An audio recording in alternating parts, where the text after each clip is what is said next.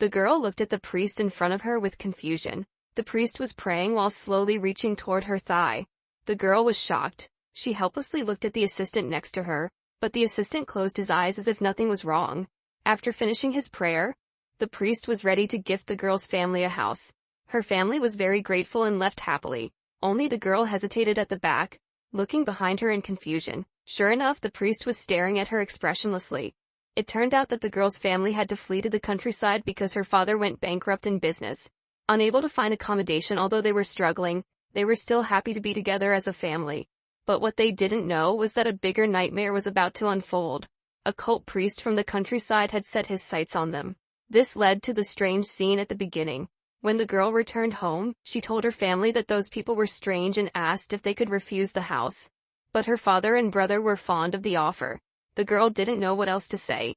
The next day, the priest really gave them the house. As the family happily toured the place, her father even smiled for the first time in a long while.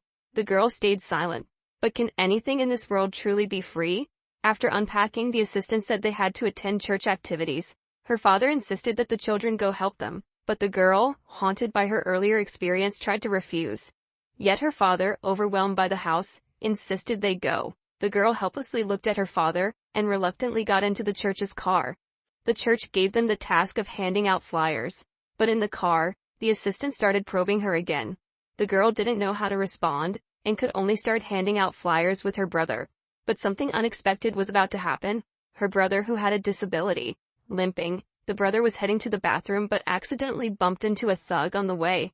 The thug, seeing his timid and awkward demeanor, became interested, and called his group to surround him. They closed the door and began to assault him. After a while, the brother came out with a blank expression. The sister looked at him with concern, but the brother said it was nothing. However, as twins, the sister could instantly tell something was wrong. After saying goodbye convinced, the next day she arrived at a school in the suburbs to register. She says her name is Sang Mai. That's right, the girl's name was Sang Mai, and her thick Seoul accent immediately drew cheers from the class. On the other hand, her brother Sang Jin wasn't having such a good time.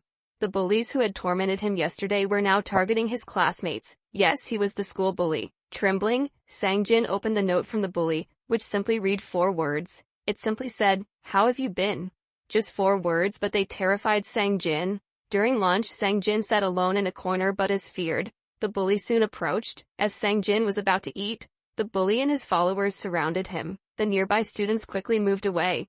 The bully continued helping him with his food, and even added some extra ingredients to it.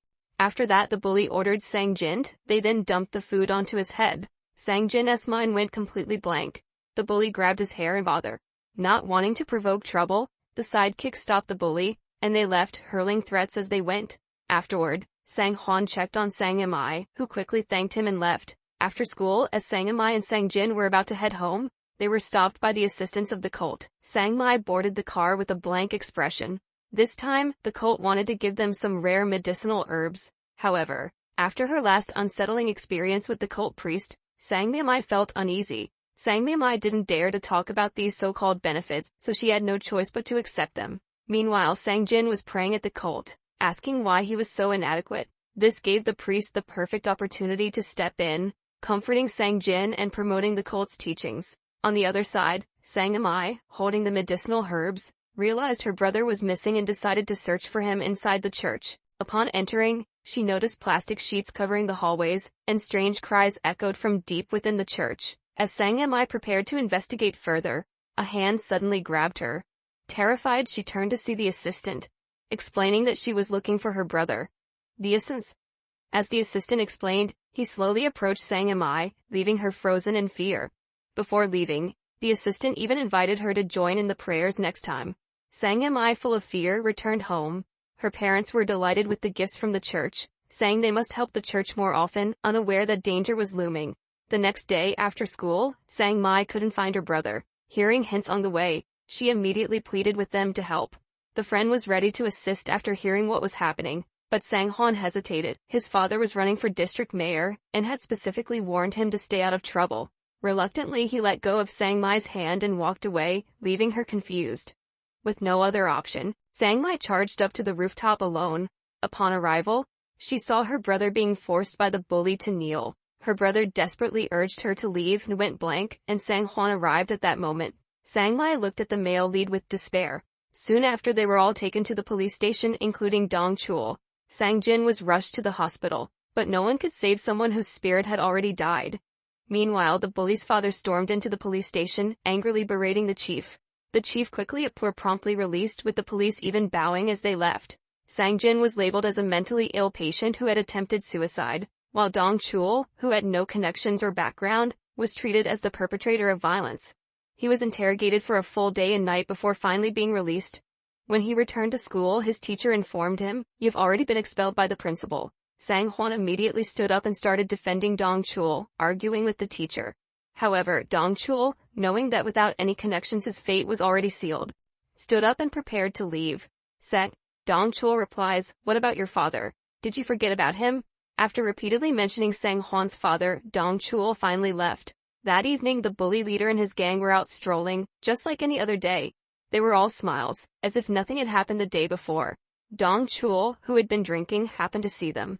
In a flash, he rushed towards the bully leader, who had just separated from his gang, unaware that Dong Chul had been watching him. The next moment, the leader was dragged under a bridge by Dong Chul. Dong Chul tried to force him to confess, but he refused and fought back. However, he was no match for Dong Chul and was quickly knocked to the ground. He tried to use his father's influence to intimidate Dong Chul, but Dong Chul wasn't afraid anymore. Taking advantage of a distraction, he kicked sand into Dong Chul's face and charged at him, but it didn't break Dong Chul's defenses. Soon, Dong Chul had him pinned to the ground. Dong Chul, seeing his state, decided to let him go. However, on their way back, the leader, seeing an opportunity while Dong Chul wasn't, and the male lead, who has just arrived, pulls Dong Chul away to leave. The bully struggles, relieved he's okay. Meanwhile, the bully crashes into a stone and is left unconscious. His father soon arrives at the hospital, only to be told that while his life is saved, his spine is severely injured, making it difficult for him to walk in the future. The Sang Hwan's father, who is preparing to run for district head, hears the news and quickly finds the local police to clear his son's name. He decides to shift all the blame onto Dong Chul and warns his son not to testify in court, as it could affect his campaign. He assures his son that once he becomes district head, he will get Dong Chul out. The male lead felt unsure about what to do, and soon, Dong Chul's trial began. Just as expected, the male lead did not show up. Without any witnesses in his defense, Dong Chul was easily sentenced to 3 years in prison. As Dong Chul was being taken to the juvenile detention center, his father successfully became the district chief, and teachers and classmates warmly welcomed the male lead. Meanwhile, Dong Chul was confronted by an older inmate in the juvenile center, who led a group of others in initiating new arrivals. Dong Chul was quickly grabbed and beaten. However, the old man's words provoked Dong Chul. Furious, Dong Chul kicked down his attackers, and in an instant, everyone backed off, startled by his strength. 3 years passed, and the male lead was now studying law at Seoul National University. One day, he returned to his hometown because it was the day Dong Chul was being released. Feeling guilty, the male lead wanted to see him. Sang Mai is shown. She then got into a black car, but as the driver turned onto an unfamiliar narrow path, Sang Mai realized something was wrong. Sang Mai anxiously asked where they were going. Curly-haired guy's response made her even more nervous. At that moment, a utility knife dropped from the car. Realizing she couldn't just sit there and wait, Sang Mai grabbed the knife and told her brother to hold on tight. Curly-haired guy remained clueless, and Sang Mai took the opportunity to stab the driver. The vehicle immediately lost control, but curly-haired guy quickly grabbed the steering wheel, trying to regain control. He then turned around and slapped Sang Mai. As curly-haired guy attempted to grab Sang Mai again, she pierced his hand with the knife. Overcome with pain, curly-haired guy lost the ability to move, and the car veered off the road, flipping 360 degrees. All 4 passengers were knocked unconscious. Sang Mai was the first to wake up and, after quickly assessing the situation, unbuckled her seatbelt and woke up her brother. Curly-haired guy was no longer responsive, so Sang Mai seized the chance to crawl out of the car and ran away with her brother. However, being the villain, curly-haired guy wasn't out of the picture yet. After gathering himself, the driver angrily declared he would kill them. But curly-haired guy stopped him and began to slap the driver in frustration. Then curly-haired guy looked in the direction where Sang Mai had escaped. Meanwhile, Sang Mai stopped to catch her breath, exhausted from helping her brother. After reassuring him, she set off again. Just as she called her brother to follow her, curly-haired guy had already captured him. Sang Mai's face was filled with fear as curly-haired guy calmly approached and kicked her to the ground. At that moment, the sound of an approaching train alarmed her. She quickly shouted for her brother not to come closer. The driver, however, loosened his grip on her brother, who rushed toward Sang Mai. Unfortunately, he was struck by the oncoming train and sent flying. Sang Mai collapsed in despair, but a hand suddenly pulled her back to reality. Curly-haired guy took her back to his cult. In the car, Sang Mai, feeling hopeless, handed over her phone. The female assistant then took her to meet the priest. When they entered the room, Sang Mai's father was already waiting, having been brainwashed by the cult. Sang Mai thought she had found a savior, and was about to cry for help. But her father began blaming her for attacking curly-haired guy. Realizing her father had lost his mind, she was soon met by the priest, who comforted her. Suddenly her father knelt and begged the priest to forgive Sang Mai. She understood her father was beyond saving. During a later outing while in the restroom, Sang Mai decided to abandon her family and escape through the window alone. The cult members quickly reacted, and Sang Mai ran to the roadside, successfully flagging down a police car. She finally let out a sigh of relief. Unbeknownst to her, the cult had already established connections with the local police. A quick phone call alerted the officers. When the police arrived and questioned Sang Mai, she mentioned the cult, realizing she had walked into a trap. Instantly she broke down calling for help. Sure enough, when she reached the police station, the cult was already waiting for her. Her father rushed over, and the police sighed with relief upon seeing him. The cult's two assistants chatted amiably with the officers. Her father then prepared to take Sang Mai away, but she refused, desperately grabbing right down. The police suggested the cult manage Sang Mai better in the future, warning her about the dangers of running away. Feeling helpless, Sang Mai turned to her father for support, pleading for him to wake up. Instead, he began to pray strangely, asking Satan to leave his daughter. As he prayed, he also hit Sang Mai, causing her to lose consciousness. Her father felt a sense of triumph as they loaded her into the car. However, things quickly took a turn. On the way back, Colt accidentally crashed into the motorcycles of the male lead and his friends while driving against traffic. The curly-haired guy initially thought of bribing them, but the male lead wasn't having it. He only wanted an apology. The assistant had to get out, and to his surprise the male lead saw someone he recognized. It was Sang Mai, his former high school classmate. Since the last time he encountered Sang Mai and her plea for help, the male lead had been eager to find her, but due to an accident he lost track of her. Now that he saw her again, he was determined to get answers, so he approached her directly.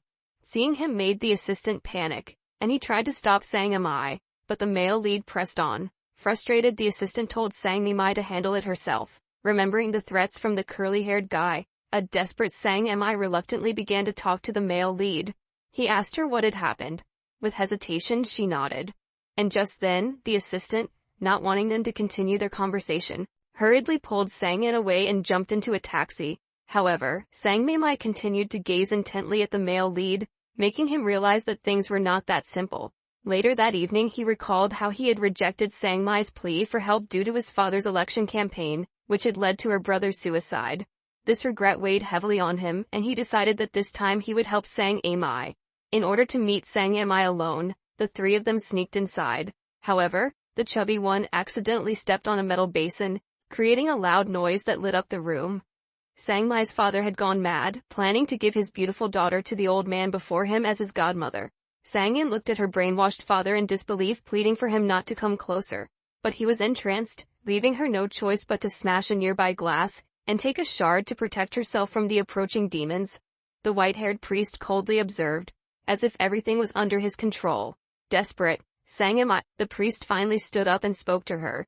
While her foolish father laughed joyfully, unaware of the gravity of the situation across his face in anger. She intended to continue attacking but was seized by the priest, who struggled to contain his own rage. Recognizing Sang Mai's strong independent will, he resorted to mentioning her mother, triggering memories of her once resilient spirit. The priest seized the opportunity to further torment her mind. For her mother's safety, Sang Mai had no choice but to give up her resistance. Meanwhile, her foolish father began to praise his daughter while her mother had already been brainwashed, urging Sang Mai to pray with the priest for eternal life. Desperate and helpless, Sang Mai silently watched everything unfold, as the demon before her wore a satisfied smile. Just moments ago, Sang Mai's high school classmate Sang Huan had intended to rescue her, but his father discovered the commotion. Hiding on the roof, Sang Huan and his friends were forced to abandon their plan. Still unwilling to give up, Shang Huan thought of a new solution, calling the police. When the police received the report, they quickly arrived, but upon seeing familiar faces, the officer decided to follow the principle of better to avoid trouble than to invite it. After chatting for a while, he left. Shang Huan was left speechless, unsure of what to do next. Suddenly he remembered his old friend Dong Chul. Meanwhile, Sang Mai's father had informed the cult of the situation. To prevent anyone from ruining his plans, the priest decided to take Sang Mai sooner than expected, which led to the earlier insistence on making her a godmother. On the other hand, they were caught up in a scuffle. After a while, both exhausted, they stopped fighting. Finally, they had the opportunity for a good conversation, clearing up past misunderstandings. After easing their relationship, Sang Huan shared Sang Mai's current predicament. The inherently righteous Dong Chul, moved by the suffering of their high school classmate, paused and looked at Sang Huan, contemplating the possibility of returning to help. Meanwhile, Shang Mai found herself facing an unimaginable situation. Her father had taken her to a small, dark room to prevent her from escaping, intending to offer her to the cult priest. Desperate, Sang Mai pleaded with her father not to do this, but all she heard in response was his cold voice. Just as she was losing hope, she heard Sang Huan's voice coming from the window, assuring her that he would come to save her and urging her to wait. This glimmer of hope lifted Sang Mai's spirits. The next day, while the cult was escorting her back to the church, Sang Huan and his friends intercepted them. The three of them approached the cult's vehicle with determination, ready to make a bold move. Seeing this, Sang Mai realized it was her chance to escape. Sang Huan's friends quickly restrained two of the classfully got into the car, and left smoothly. Sang Huan soon hid Sang Mi at his house, but that didn't solve the underlying problem. The next day, Sang Huan decided to take Sang Mai to the police station. However, the priest received word of their plan and calmly made a phone call. As Sang Huan was explaining the situation to the police, the officer was about to start an investigation, when a call came from the station chief. After the call, the officer's attitude changed dramatically. He prepared to call Sang Mai's father. It turned out that her father had reported her missing the previous day. Sang Huan, who had studied law, began arguing with the police, stating that her father was their irresponsibility. Sang Huan grew increasingly agitated. Tensions escalated, and that she was determined to destroy the entire cult. Sang Mai confronts the priest alone to provoke him and gather evidence. The next day, to make her body more perfect, the priest forces her to drink green juice. After only a little, Sang Mai can't help but vomit. The assistant coldly tells her to keep drinking. After enduring the abuse, a weak Sang Mai is helped to bed. She then takes a small note from the drawer and hands it to a lady, asking her to relay recent information to her friends outside who are preparing to rescue her. The lady is indeed Sang Mai's only friend in the cult. She has been penetrating the cult as a journalist for 2 years. They successfully form a partnership to expose the cult. However, the lady is unaware that her identity was exposed the day before when she was out and was spotted by the assistant, who had been following her, just as she met other journalists. Upon returning to the cult, the assistant coldly watches the lady, unsure of her intentions. That night, Sang Mai's father brings her to pray again. With no hope left, she asks her father if she will have to sleep with the priest after marrying him and becoming the mother goddess. Her father stood up and replied, "That's not sleeping, it's a baptism of redemption." Sang Mai was left speechless. Meanwhile, the lady was preparing to go home when she was stopped and forcibly taken into the washroom. The assistant had been waiting there for a long time. In front of the lady, the assistant revealed her identity. The lady panicked and denied it. But the assistant ignored her and declared to the two cult members that the lady was possessed by the devil. Upon hearing devil, the two members wasted no time in taking action. They forcefully shoved the lady's head into the machine, ignoring her struggles. Then the lady was taken to a small dark room and forced to take a mind-altering drug. When the lady regained consciousness, she found herself tied to a bed. Having never seen such a scene before, she immediately began to scream in fear, summoning the cult's assistant. The assistant started to fiddle with her mysterious instruments, and the lady knew that this was not going to end well. Shaking her head in denial, the assistant comforted the lady, assuring her that nothing would happen. Just as she prepared her instruments, suddenly Dong Chul appeared but collapsed. The lady was then rescued by Dong Chul. After learning that the lady had been captured, he rushed over to save her. Dong Chul pointed the lady in the direction where she could find help, telling her to go while he stayed behind to rescue Sang Mai. The girl left, feeling relieved. After running for a while, the lady finally saw a car approaching. She felt a surge of hope and waved her hands to signal it to stop. However, as she looked up closely, panic set in when she realized it was another cult assistant, curly hair. He hadn't expected to encounter a runaway on his way back. Knowing she was doomed, the lady tried to flee, but Curly Hair grabbed her by the hair and dragged her back. He forcefully pressed her head down, ignoring her struggles. When the girl fell still, Curly Hair revealed a sinister smile. Meanwhile, Sang Hwan sensed that something had gone wrong and messaged Dong Chul, suspecting that the reporter was in trouble. Dong Chul, who was entering the cult, noticed that Curly Hair was wearing different clothes than before, which raised his suspicions. He began investigating and secretly went to the laundry room, where he found the clothes that had been changed. Noticing blood on the clothes, Dong Chul realized that the lady must be in trouble. The next day, Sang Hwan confronted Curly Hair, detailing what had happened to the lady and revealing that he had a recording from an eyewitness. He claimed that if they found the body he could send Curly Hair to prison. Curly Hair, initially calm, became nervous and attacked Sang Hwan, threatening him. However, Sang Hwan was prepared. His friends rushed in to pull Curly Hair away. The police arrived just in time, and upon seeing them, Curly Hair feigned innocence, claiming he was a good citizen and couldn't possibly have killed anyone. Sang Hwan then played the recording, leading to Curly Hair's arrest. Meanwhile, the priest began holding a wedding ceremony for Shang Mei to claim her body. In a bid to destroy the cult and expose the priest, Sang Mei decided to cooperate. She knelt down and kissed the priest's hand, a gesture that pleased him. Dressed in a wedding gown, Sang Mei's father watched with a smile as he led her to the priest's chamber, even closing the door behind them. While the priest remarked about the fruit of his labor now in his grasp, the priest instructed Shang Mei to enter a small room. Once inside, he naturally sat beside her, his hand slowly reaching for her hair. Seeing that Sang Mei didn't resist, his gaze dropped and his hand followed suit. The old man, looking at the bride he had forced, moved his hand downwards. However, Sang Mei's alliance intervened, and she glared at him in anger, but the priest showed no concern. He pushed her down and revealed his true nature, telling her not to resist because the last person who did was already dead. Realizing the priest was a criminal, Sang Mei shouted accusations at him, calling him a murderer. The priest remained silent and delivered a powerful blow. It became clear that he was the leader of the cult, using sweet words to manipulate the parents of any daughter he desired. Sang Mei spread through the gasoline, destroying him. He writhed in pain on the ground, while Sang Mei and Sang Hwan ran outside. After a final agonizing scream, the priest was struck down by a burning cross, dying at the scene. Overwhelmed with emotion, Sang Mei felt tears streaming down her face as she realized everything was finally over. They no longer had to run and could walk freely. Soon after, a large number of police arrived to clear out the leftover of the cult. News reports began broadcasting that dozens of bodies had been discovered deep in the mountains, marking the cult's destruction. Sang Mei and her mother settled into a normal life. Meanwhile, Sang Hwan was preparing to leave for military service.